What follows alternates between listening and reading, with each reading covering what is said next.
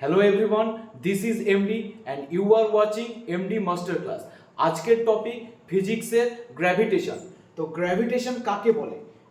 Gravitation হচ্ছে দুটো word দিয়ে তৈরি, দুটো ওয়ার্ড মিলে গ্র্যাভিটেশন তৈরি হয়েছে। এক হচ্ছে গ্র্যাভিটি, গ্র্যাভিটি প্লাস অ্যাক্সেলারেশন,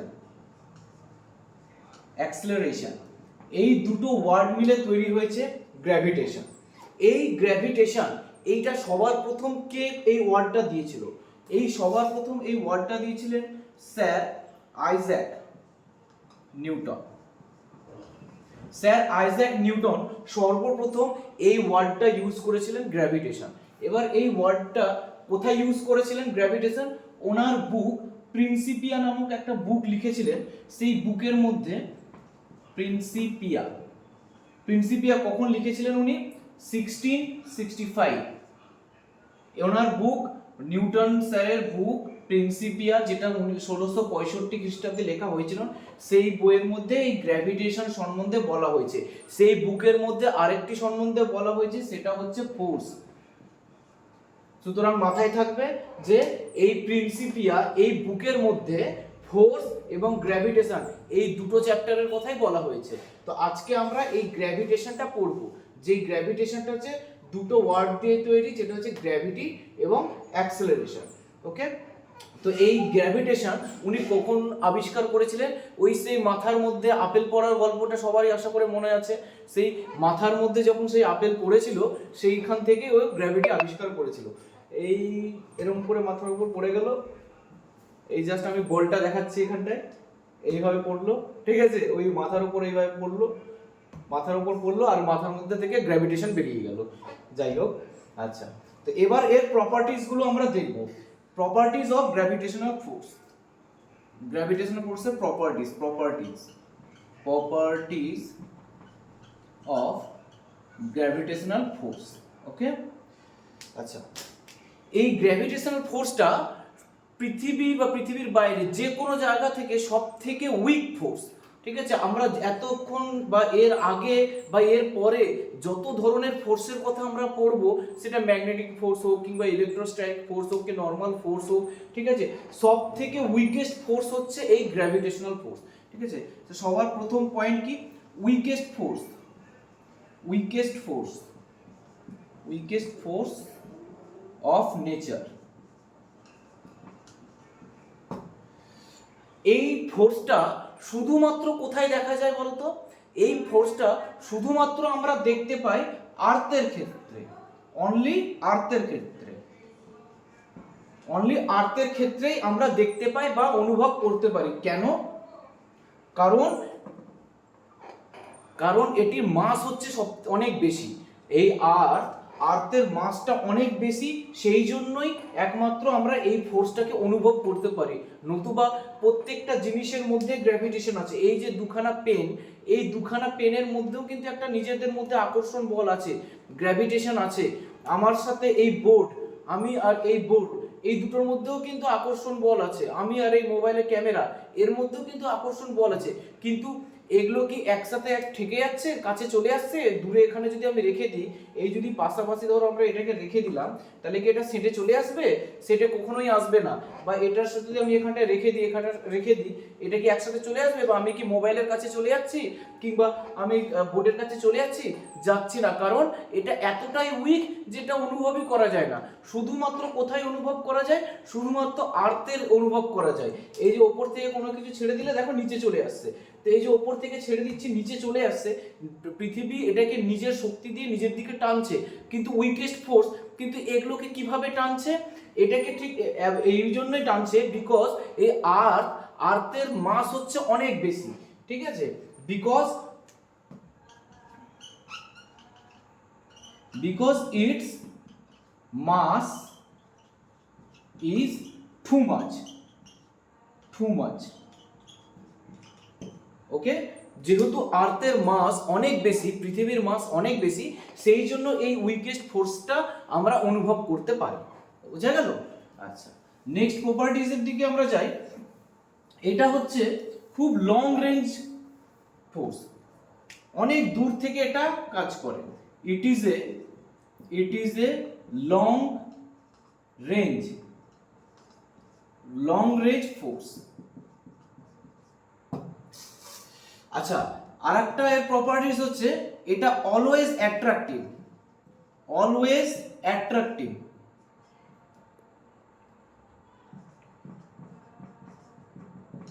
এটা কোনোদিনও রিপালশন হয় না, অলওয়েজ অ্যাট্রাকটিভ, অর্থাৎ অলওয়েজ আকর্ষণ করবে, কোনো সময় বিকর্ষণ করবে না। ওকে, আচ্ছা এবার আমরা পড়ব universal law of gravitation.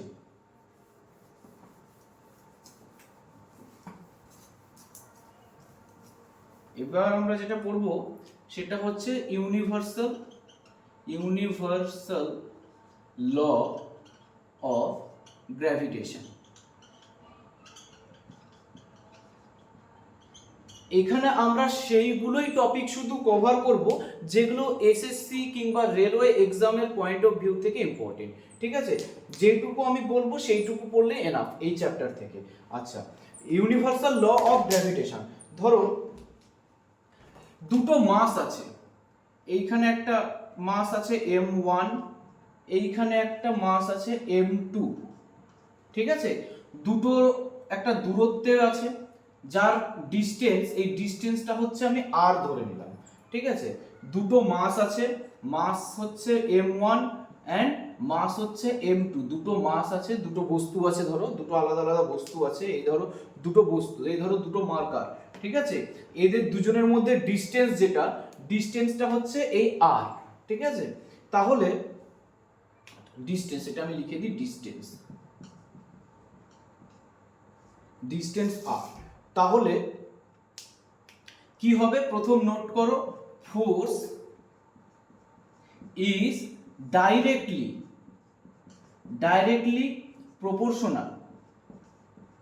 proportional to the product of masses। অর্থাৎ কিরকম হবে, force is directly proportional to the product of মাসেস। দেখো যা লিখেছি সেটাই আমি এবার লিখব, এই যে force is directly proportional to the product of মাসেস। দেখো m1 ইন্টু m2, ঠিক আছে? এই হয়ে গেল, এইটা হচ্ছে একটা গেল। আর একটা আমি দেখাচ্ছি, আমি ওপর দিকটা একটু মুছছি, ওকে?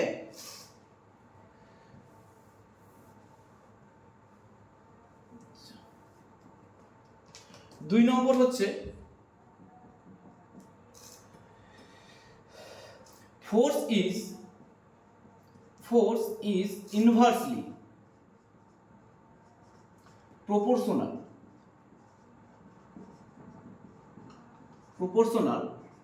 to the square of distance between them।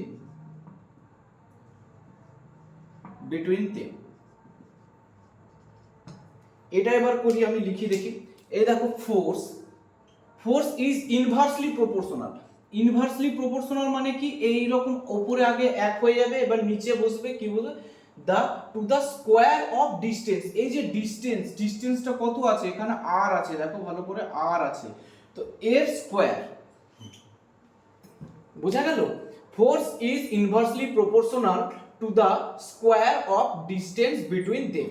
ওকে, এই হচ্ছে আমাদের কাছে, দেখো 1 নম্বর আর এই হচ্ছে 2 নম্বর আমাদের কাছে ফর্মুলা আসলো, ঠিক আছে? এইবার এই দুটোকে আমি যদি এক করার চেষ্টা করি, ঠিক আছে, এই দুটোকে যদি আমি একসাথে করার চেষ্টা করি, তাহলে ব্যাপারটা কি হচ্ছে ভালো করে দেখো, ঠিক আছে? দেখো ভালো করে, আমি মাঝখানটা মুছে দিই, তাহলে তোমরা ভালো করে বুঝতে পারবে। দেখো কি করছি আমি, এই দুটোকে আমি একসাথে ম্যাচ করব, ঠিক আছে? এটাকে আমি পাশাপাশি উপরটায় লিখে দিই, এখানে হচ্ছে 2 নম্বর আর এর হচ্ছে m1 m2, এটা হচ্ছে 1 নম্বর হচ্ছে, হ্যাঁ? এই দুটোকে এবার আমি একসাথে করব, দেখো কিভাবে। এই দুটোকে যখন আমি একসাথে করব তখন দেখতে হবে f directly proportional to the m1 m2। দেখো এইটুকু ম্যাচ হয়েছে, আবার নিচে r স্কয়ার, দেখো এবার এটা ম্যাচ হয়েছে, দেখো বুঝতে পেরেছো? এবার এর পরের স্টেপ, এইখানে যেটা ডাইরেক্টলি প্রপোর্শনাল আছে এটাকে তুলে আমি এখন ইকুয়ালস টু বসাবো। তো যখনই ইকুয়ালস টু বসাবো তখন একটা জি আমাকে এখানে কনস্ট্যান্ট নিতে হবে, জি কনস্ট্যান্ট নিতে হবে, m1 m2 আর স্কয়ার। আচ্ছা, এই ক্যাপ জি এইটাই হচ্ছে গ্র্যাভিটেশনাল কনস্ট্যান্ট। এই ক্যাপ জি মানে হচ্ছে কি গ্র্যাভিটেশনাল কনস্ট্যান্ট, গ্র্যাভিটেশনাল কনস্ট্যান্ট। এর ভ্যালু কত? এর value always 6.67 into 10 to the power minus 11 newton metre square per kg square. Okay, এটাও কিন্তু একটা ইম্পর্টেন্ট কোশ্চেন। ক্যাপ জি, এটাকে ক্যাপ জি মানে ক্যাপিটাল জি বলা হয়, ক্যাপিটাল জি কে কি বলা হয়? Gravitational constant. এর ভ্যালু কত? 6.67 into 10 to the power minus 11 newton metre square per kg square. Okay, এটা হচ্ছে ক্যাপ জি এর মান। এই যে ক্যাপ জি, এই গ্র্যাভিটেশনাল কনস্ট্যান্ট, এই মানটা কে আবিষ্কার করেছিলেন, কে ডিসকভার করেছিলেন? সেই ভদ্রলোকের নাম হচ্ছে Henry Cavendish. Henry Cavendish. Okay, বোঝা গেল? হেনরি ক্যাভেন্ডিশ এই ক্যাপ জি এর ভ্যালু বার করেছিলেন 6.67 into 10 to the power minus 11 newton metre square per kg square. Okay, clear? তাহলে এর মধ্যে আশা করি আর কোনো কিছু অসুবিধা হয়নি। কোনো কিছু যদি বুঝতে অসুবিধা হয় তাহলে কমেন্ট সেকশনে জিজ্ঞাসা করো, আমি আবার বুঝিয়ে দেবো। ওকে, নেক্সট হচ্ছে অ্যাক্সেলারেশন ডিউ টু গ্র্যাভিটি। এবার আমরা যেটা পড়বো সেটা হচ্ছে অ্যাক্সেলারেশন ডিউ টু গ্র্যাভিটি।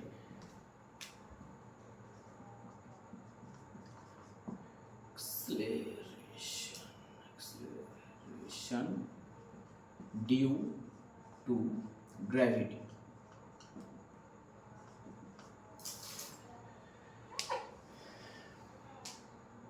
দেখো, এই যে আমি এখান থেকে ধরো বলটা আমি এখান থেকে ছাড়ছি, ঠিক আছে, বলটা আমি এখান থেকেই ছাড়লাম। এবার যখন বলটা আমি এখান থেকে ছাড়ছি তখন এখন এই যে এখানে যখন এখানে স্টপ অবস্থায় আছে তখন এর ভ্যালু কি আছে? এর হচ্ছে কি ইউ সমান সমান 0 আছে না? এই যদি ধরো বলটা হয়, এই ধরো বলটা যদি এখানে থাকে, এই বলটা আমি যখন ছাড়ছি এই ছাড়ার আগের মুহূর্ত পর্যন্ত এটার ভ্যালু 0 তো। এবার যখন এটা নিচের দিকে আসবে, তখন এর স্পিড কি হবে? আস্তে আস্তে বাড়তে থাকবে, তাই না? এই নিচের দিকে যখন যাবে তখন কি হবে? এর কি চেঞ্জ হবে? ভেলোসিটি চেঞ্জ হবে, velocity change. Okay, velocity change to acceleration.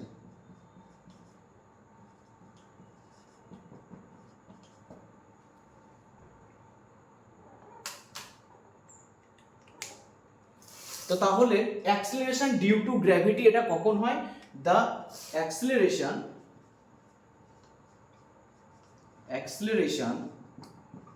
Produce in any object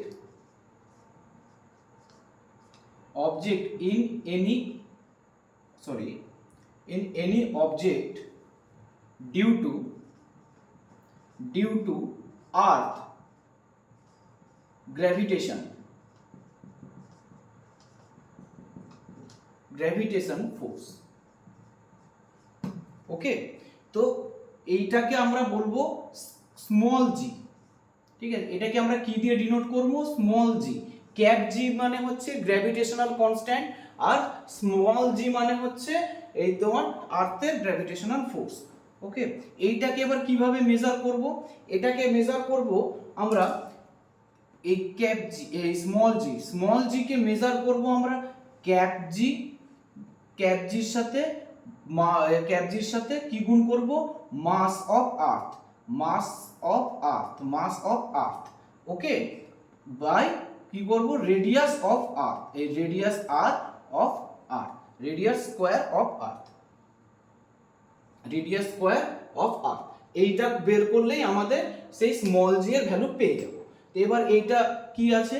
cap G এর ভ্যালু কত 6.67 ইন্টু 10⁻⁻11। আচ্ছা মাস অফ আর্থ কত, মাস অফ আর্থ হচ্ছে, আচ্ছা আমি এটা নিচে লিখছি, দেখো ক্যাপ জি হচ্ছে 6.67 ইন্টু 10⁻⁻11, এটা হচ্ছে ক্যাপ জি এর ভ্যালুটা আমরা পেয়েছি। এরপর এর সাথেও কি গুণ হবে, মাস অফ আর্থের অর্থাৎ পৃথিবীর মাস কত, পৃথিবীর মাসটাও মনে রাখবে 6 ইন্টু 10⁻24 কেজি। ওকে মনে থাকবে। এর সাথে রেডিয়াস কত 6400 কিমি।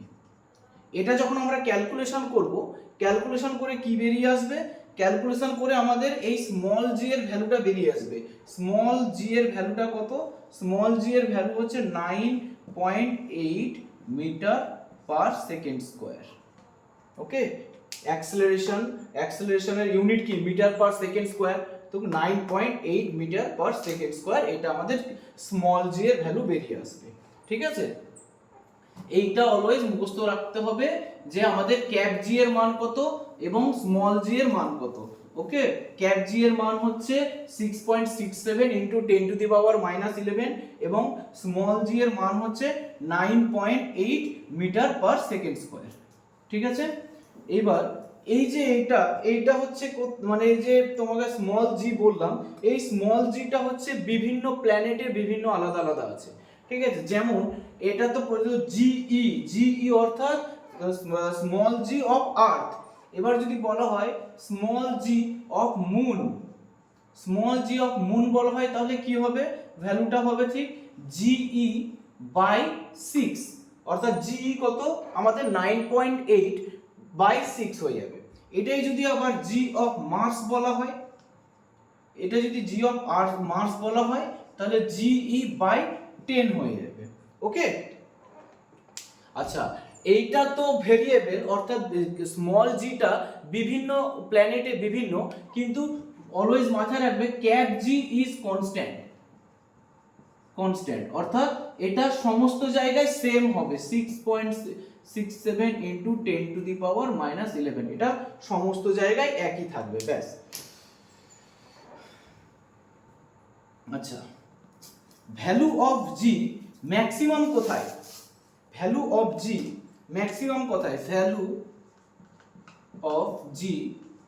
Maximum at earth surface. অর্থাৎ এই যদি পৃথিবী হয়, পৃথিবীর এই উপরের ভাগটাতে, এই সারফেসে, এই যে এই উপরের ভাগটা, এই জায়গাটাতে হচ্ছে সবথেকে বেশি, এটা কত, এইটাই হচ্ছে 9.8, জি হচ্ছে 9.8। ওকে আচ্ছা এই একটা পয়েন্ট গেল। আচ্ছা 2 নম্বর পয়েন্ট হচ্ছে value of G is more on pole than equator. Okay তো কোথায় বেশি থাকে, পোলে, দুই পোলে, নর্থ পোল এবং সাউথ পোলের দিকে বেশি থাকে ইকুয়েটরের থেকে। ঠিক আছে, 3 নম্বর পয়েন্ট হচ্ছে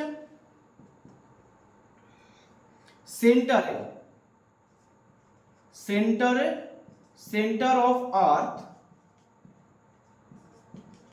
the value of g equals to 0। ঠিক আছে, আর্থের ঠিক সেন্টারে এই জি এর ভ্যালু কি হয়, 0 হয়ে যায়। ওকে ঠিক ব্যাপারটা 0 হয়ে গেল। তো তাহলে তিনখানা পয়েন্ট কি আমরা পেলাম, এক হচ্ছে জি এর ভ্যালু হচ্ছে maximum at the earth surface কত 9.8। আচ্ছা value of G is more on pole than equator, মানে পোলের দিকে বেশি থাকবে, ইকুয়েটরের দিকে কম থাকবে। এবং centre of earth at the center of earth the value of g is 0, মানে আর্থের অর্থাৎ পৃথিবীর ঠিক সেন্টারে জি এর ভ্যালু সব সময় কি হবে, 0 হয়ে যাবে। ওকে আচ্ছা এবার আমরা পড়বো হচ্ছে ডিফারেন্স। কিসের কিসের ডিফারেন্স পড়বো? মাস এবং ওয়েটের ডিফারেন্স পড়বো। মাস এবং ওয়েটের ডিফারেন্স আমরা পড়বো। এটা থেকে অনেক কোশ্চেনই আসে, এই চ্যাপ্টার থেকে প্রচুর কোশ্চেন আসে। আর তোমরা কোশ্চেনগুলো দেখে দেখে হয়তো বুঝতেও পারছো যে হ্যাঁ হ্যাঁ এই ধরনের কোশ্চেন তোমরা এর আগেও পেয়েছো, ঠিক আছে। আচ্ছা, প্রথমে আমরা মাস সম্বন্ধে বলি। প্রথমে আমরা মাস সম্বন্ধে বলি, তারপর যদি বোর্ডের মধ্যে জায়গা হয় তাহলে একসাথে ওয়েট লিখবো, আর না হলে পরে আবার একটা নোট করে লিখে দেবো। ওকে, তো মাস, মাস হচ্ছে প্রথমে কি, মাস হচ্ছে মাস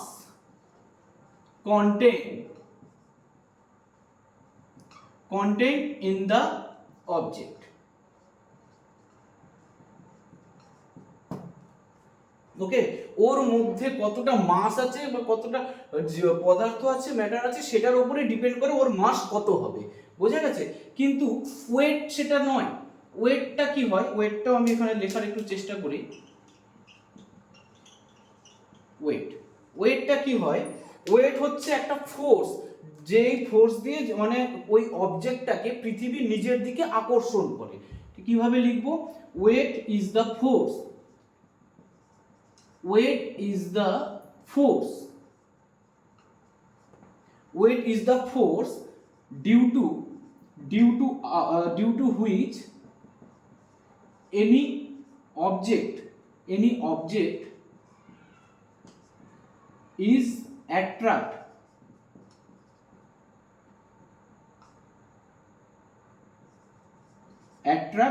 towards earth. ওকে, তাহলে কি ওর মধ্যে কতটা জিনিস আছে, কতটা মাস আছে, কতটা ম্যাটার আছে, সেটা ডিপেন্ড করবে হচ্ছে ওর মাস কতটা হবে। আর ওয়েটটা কি জিনিস? ওয়েটটা হচ্ছে যে একটা ফোর্স, সেই মানে পৃথিবী ওই বস্তুটাকে কতটা ফোর্স দিয়ে নিজের দিকে আকর্ষণ করবে, হ্যাঁ, সেইটাই হচ্ছে ওয়েট, বোঝা গেছে। 2 নম্বর হচ্ছে এর এসআই ইউনিট। এসআই ইউনিট কি হবে? এসআই ইউনিট হবে মাসের কেজি। আর এটা যেহেতু ফোর্সের তো কেজি হয় না, তাহলে ফোর্সের কি হয়ে যাবে বলতো? তাহলে ওয়েটের এটার এসআই ইউনিট হয়ে যাবে নিউটন, বুঝা গেল? এর ইউনিট হয়ে যাবে নিউটন। আচ্ছা, 3 নম্বরে হচ্ছে এটা কোনো সময় চেঞ্জ হবে না, it never be change, never change. এটা ভেরিয়েবল, ঠিক আছে, চেঞ্জেবল।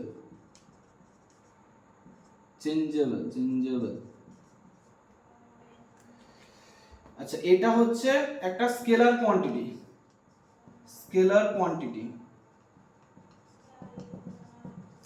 এটা ওয়েট হচ্ছে ভেক্টর। ওকে, তাহলে মাস আর ওয়েটের মধ্যে ডিফারেন্স বোঝা গেল। আমরা যে আমাদের ওয়েট মেজার করি, আমার 65, কারোর 70, কারোর 80, এরকম যে ওয়েট মেজার করি, অ্যাকচুয়ালি ওটা ওয়েট মেজার করি না, ওটা কিন্তু আমরা মাস মেজার করি। ওকে, ওটা আমরা হচ্ছে কথাতে চলে আসে যে ওয়েট মাপ কত, ওয়েট কত, কিন্তু অ্যাকচুয়ালি ওয়েট না, ওটা আমরা ফোর্স ক্যালকুলেশন করি না। ওটা কিন্তু আমাদের শরীরের মধ্যে কতটা মাংস, কতটা হাড়, কতটা রক্ত আছে, সেগুলো মানে কোয়ান্টিটি কতটা আছে, সেটা আমরা মেজার করছি, অর্থাৎ আমরা মাস মেজার করছি। মনে থাকবে, আমরা কিন্তু ওয়েট মেজার করি না। তাই বলে আবার তোমরা ডক্টরের কাছে গিয়ে বলবে না যে আমরা স্যার আমার মাসটা একটু মেপে দিন তো, হয়তো ডক্টর হয়তো তোমার দিকে তাকিয়ে হাসবে। আবার যদি একটু উনি যদি একটু চিন্তা ভাবনা করেন গভীরভাবে, তাহলে হয়তো বুঝতে পারবেন যে না তুমি ঠিক বলেছো। হ্যাঁ, কিন্তু ওয়েট কিন্তু অ্যাকচুয়ালি হচ্ছে ফোর্স, ওই জন্য এসআই ইউনিট কি? ফোর্সের নিউটন, ঠিক আছে, সেই জন্য এটারও হচ্ছে নিউটন, বোঝা গেল। আর একটুখানি আছে, এই চ্যাপ্টারটা দিয়ে শেষ হয়ে যাবে। একটুখানি কি আছে এবার হচ্ছে ফ্রি ফল। ফ্রি ফল কি জিনিস? Free fall, free fall always কোথায় পসিবল? ফ্রি ফল অলওয়েজ ভ্যাকুয়ামে পসিবল, ওকে, অর্থাৎ নো মিডিয়াম,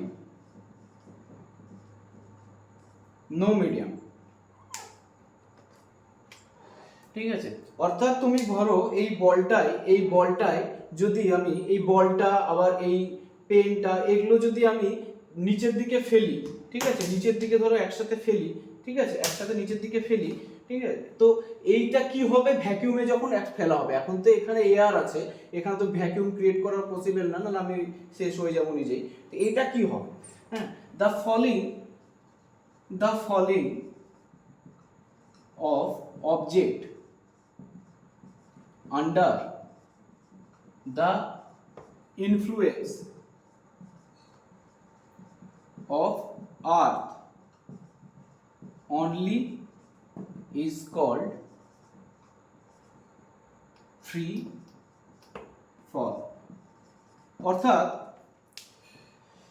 এই ধরো বল আর এই পেনটা আমি যখন ভ্যাকিউমে ফেলবো তখন এখানে কিন্তু বাধা হয়ে আমার হাওয়াটা থাকবে না। এখন যেমন এখানে ইয়েকে মানে বাধা দেওয়ার জন্য যেমন হাওয়াটা আছে, যখন আমি শুধুমাত্র হাওয়া থাকবে না ভ্যাকিউমে ফেলবো, তখন কি হবে, শুধুমাত্র আর্থের গ্র্যাভিটেশনটাই কাজ করবে, আর কোনো কিছু কাজ করবে না। সুতরাং একে কেউ কিছু বাধা দিতে পারবে না।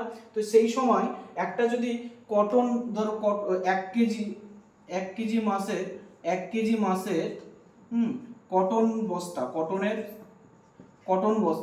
কটন ব্যাগ, ঠিক আছে, আবার আয়রন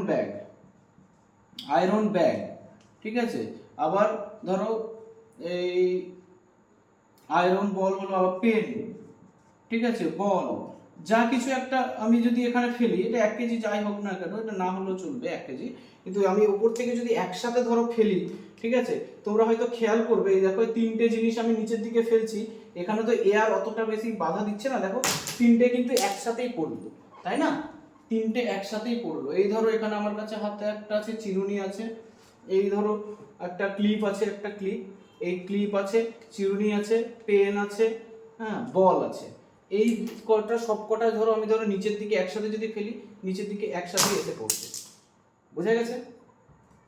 আচ্ছা, এবার হচ্ছে থ্রাস্ট। এই যে এই একসাথে পড়ছে, তো এটাকেই বলা হয় ফ্রি ফল। আচ্ছা, এবার হচ্ছে থ্রাস্ট।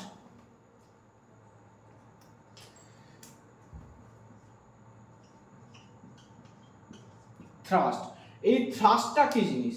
থ্রাস্টটা হচ্ছে the force acting on any object perpendicular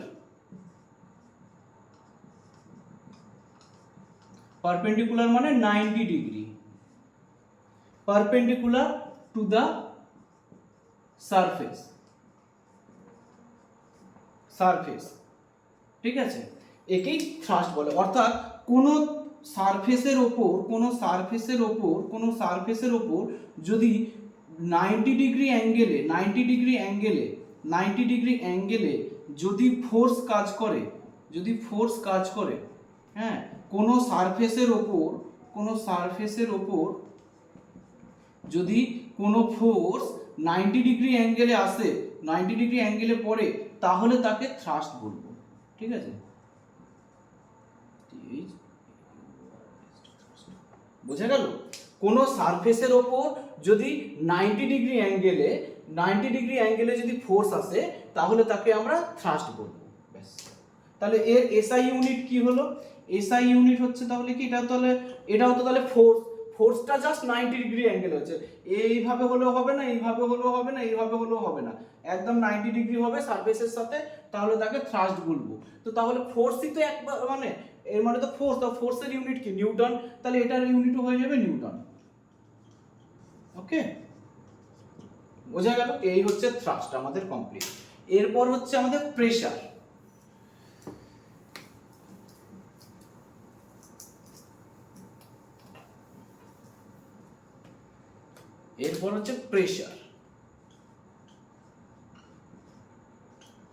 pressure কি জিনিস? অ্যাটমসফিয়ারিক প্রেসার কি দিয়ে মাপা হয় বলো তো? অ্যাটমসফিয়ারিক প্রেসার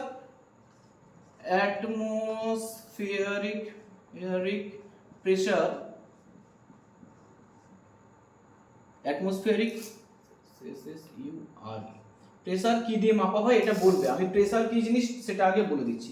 এই যে এই ফোর্স বা থ্রাস্ট, একটু আগেই বললাম তোমাদের, ফোর্স বা থ্রাস্ট, এই ফোর্স বা থ্রাস্ট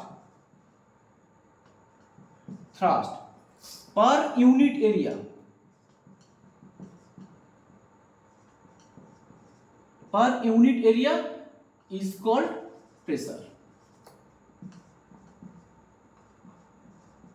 অর্থাৎ প্রত্যেক ইউনিট এরিয়াতে কতটা পরিমাণ ফোর্স বা থ্রাস্ট কাজ করছে সেটাকে বলবো আমরা প্রেসার। বোঝা গেছে? ধরো এই একটা সারফেস আছে, এই একটা সারফেস আছে ধরো, হ্যাঁ, এই একটা সারফেসটাকে আমি এরকম করে ভাগ করে নিলাম, এইভাবে ভাগ করে নিলাম।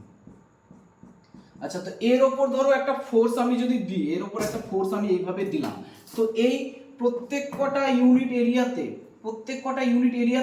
কত পরিমাণ ফোর্স কাজ করলো, ধরো এর মধ্যে আমি টোটাল দিয়েছি 10 নিউটন ফোর্স দিয়েছি, ঠিক আছে, কিন্তু 10 নিউটন ফোর্স এই পুরোটাতে এসেছে, কিন্তু এই এক একটা জায়গায় কতটা করে এসছে সেটা দেখা গেল হিসাব করে যে এক একটা জায়গায় 1 নিউটন করে কিংবা 0.5 নিউটন করে ফোর্স পাচ্ছে। ওই প্রত্যেক ইউনিট এরিয়াতে যত কটা করে ফোর্স কাজ করবে সেটাকেই আমরা বলবো হচ্ছে প্রেসার। বোঝা গেল? আচ্ছা, তাহলে এই অ্যাটমসফিয়ারিক প্রেসার কিসে মাপা হয়? এটা খুব ইম্পর্টেন্ট কোশ্চেন। এটা মাপা হয় ব্যারোমিটারে। বোঝা গেল? এর এসআই ইউনিট কি? এসআই ইউনিট হচ্ছে পাস্কেল বা নিউটন পার মিটার স্কয়ার, ঠিক আছে, নিউটন বাই ইউনিট এরিয়া, তাহলে মিটার স্কয়ার। বুঝে গেল? তাহলে এর ফর্মুলা কি হয়ে গেল? Pressure equals to force by area. বুঝে গেল? ফোর্স বাই এরিয়া হয়ে গেছে। এবার হচ্ছে লাস্ট টপিক, আজকের শেষ টপিক, সেটা হচ্ছে বুয়ান্সি হচ্ছে কি?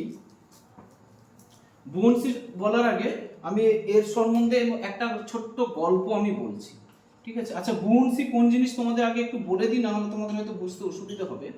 বুয়ান্সি, ধরো তুমি যখন জলের মধ্যে, ধরো এই একটা জল আছে, এখানটায় একটা কন্টেনারের মধ্যে এখানে জল আছে, ঠিক আছে, জল আছে, বাইরে থেকে কোনো একটা পাথর এর মধ্যে ফেলবে, এই একটা পাথর এর মধ্যে ফেলা হলো, ঠিক আছে, এই বাইরে থেকে এসে পড়লো, যখন ফেলবে তখন এই পাথরটা বা বস্তুটি এই ঊর্ধ্বমুখী একটা ফোর্স অনুভব করবে, এই ওপরের দিকে একটা ফোর্স অনুভব করবে, ঠিক আছে, এই ফোর্সটার নামই হচ্ছে এই বুয়ান্সি ফোর্স। বোঝা গেছে? তো এইটার একটা গল্প তোমাদের যেটা বলছি, এটা আবিষ্কার কে করেছিলেন? এটা করেছিলেন হচ্ছে আর্কিমিডিস, ঠিক আছে, এটা করেছিলেন হচ্ছে আর্কিমিডিস, এটাকে আর্কিমিডিস প্রিন্সিপালও বলা হয়, ঠিক আছে। তো এই আর্কিমিডিস কিভাবে এটা আবিষ্কার করেছিলেন? উনি বাথটাবের মধ্যে স্নান করছিলেন। বাথটাবে যখন স্নান করছিলেন, বাথটাবে পুরো ফুল জল ছিল, এবার সেখানটায় উনি অবশ্যই ন্যাকেট হয়ে স্নান করছিলেন, এবার উনি বারবার নিজের বডিটাকে পুরো জলের মধ্যে ফেলে দিচ্ছিলেন, এবং সেই ফোর্সটা যে একটা কাজ করছে সেটা উনি অনুভব করছিলেন, নিজে ফিল করছিলেন যে আমি যখনই নিজের বডিটাকে বাথটাবের মধ্যে ফেলে দিচ্ছি তখন নিচ থেকে একটা ফোর্স নিচ থেকে আমাকে উপরের দিকে ঠেলে দিচ্ছে।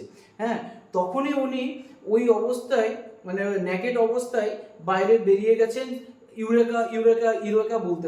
অর্থাৎ ইউরেকা হচ্ছে একটা গ্রিক ওয়ার্ড, ইউরেকা কথার অর্থ হচ্ছে পেয়ে গেছি। অর্থাৎ উনি এই যে ওখানে একটা ফোর্স কাজ করে, বুয়ান্সি ফোর্স কাজ করে, এই বুয়ান্সি ফোর্সটা উনি পেয়ে গেছেন, আর ওই খুশিতে উনি ন্যাকেড অবস্থায় বাইরে এসে চিল্লাতে শুরু করেছিলেন ইউরেকা বলে, অর্থাৎ পেয়ে গেছি বলে। তো সায়েন্টিস্টদের জীবনটাই হচ্ছে এরকম, যে সবসময় আবিষ্কারই করতে থাকবো, আবিষ্কার করতে যখন কিছু একটা ডিসকভার আমি করে ফেলবো, তো সেই মুহূর্তে আমি কোন অবস্থায় আছি সেটা ওনারা হয়তো বুঝতে পারেননি, উনি ন্যাকেড অবস্থাতেই বেরিয়ে গেছিলেন। এটাই হচ্ছে গল্প। তো এই হচ্ছে সিম্পল হচ্ছে আর্কিমিডিসের প্রিন্সিপাল, ঠিক আছে। যখন কোনো বস্তুকে কোনো একটা জলের মধ্যে নিমজ্জিত করা হয় তখন একটা ঊর্ধ্বমুখী ফোর্স কাজ করে, তো তাকে বলা হয় ওই বুয়ান্সি ফোর্স।